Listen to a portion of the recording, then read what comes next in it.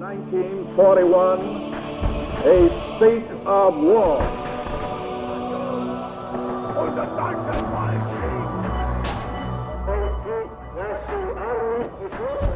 What General Vagon had called the Battle of France was over. The Battle of Britain is about to begin.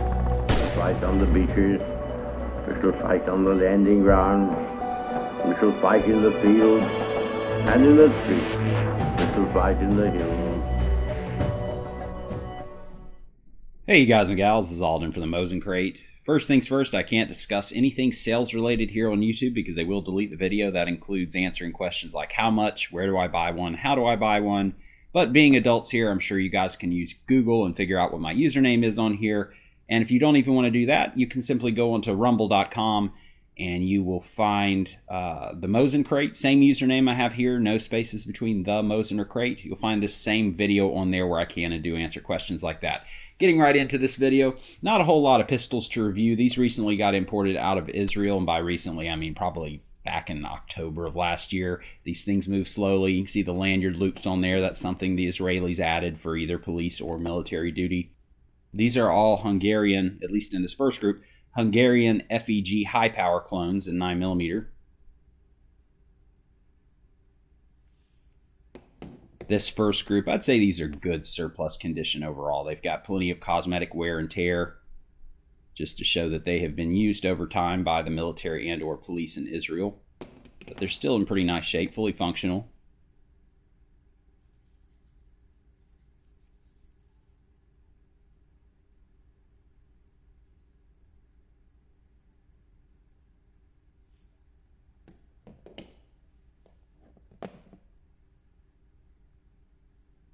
Back in the 1980s, Iraq was trying to get as many arms as they could for their military, but there was an embargo going on, almost a worldwide embargo, especially for Western countries.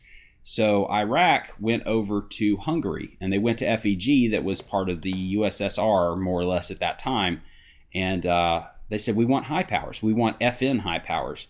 And so FEG made them a bunch of Hi-Powers and marked them with all the Belgian markings. They even had FN on the side of them, all that. And they didn't tell the Iraqis, or at least they played on that they had official licensing from FN, which is kind of questionable.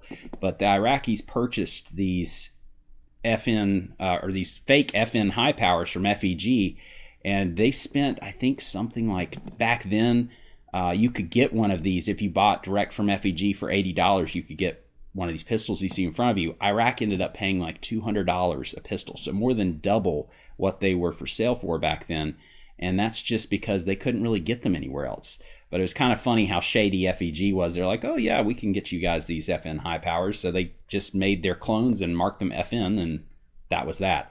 So this next group here, these are a lot nicer shape.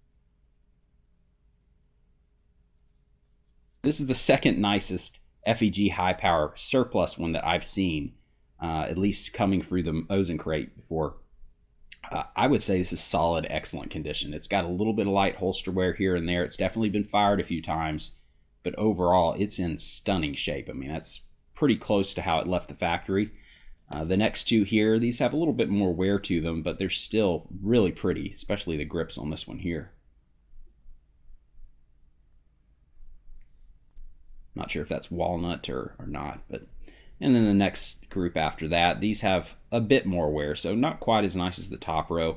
This one here is Israeli Kine marked. Kine was an Israeli company, so I'm not sure if that's a Hungarian FEG that was remarked for Kine, because that's something else that would happen quite often, is companies would relabel things. This last one here is just kind of ugly, fully functional, but kind of ugly.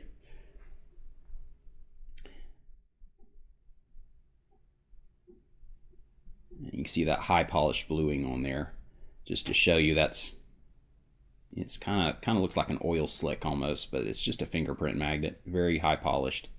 And this one's just marked FEG on the side, almost like an afterthought. So I'm not sure if that's one of those pistols that was going somewhere like Iraq that it wasn't supposed to, and they just very simply marked it, or what the reasoning for that was.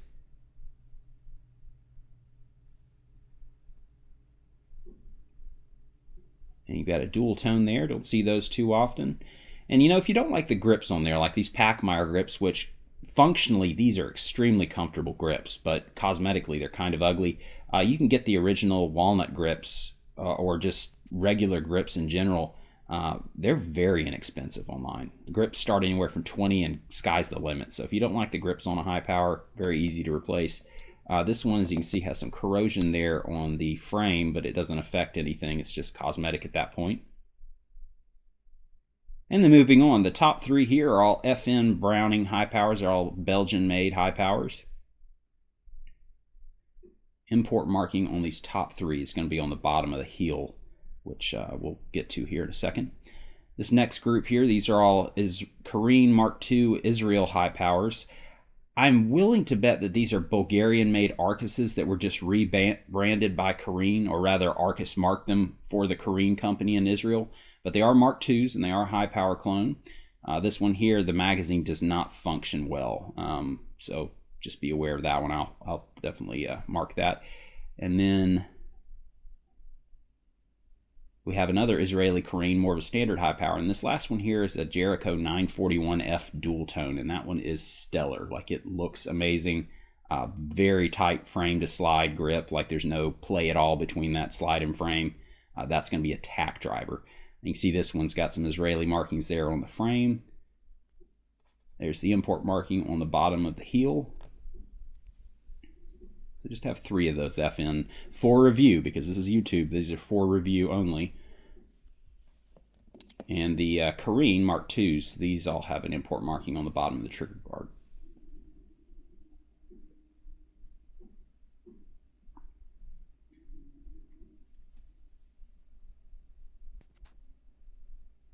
This is closer to a traditional. This one's probably a Hungarian FEG that was remarked for or by Kine. And then there's that Jericho 941F. That's going to do it for this video, guys. Very short video. Not a whole lot to show you this time. This is probably going to be it for a little while. But if you click that subscribe button every couple weeks, I have another cool surplus video.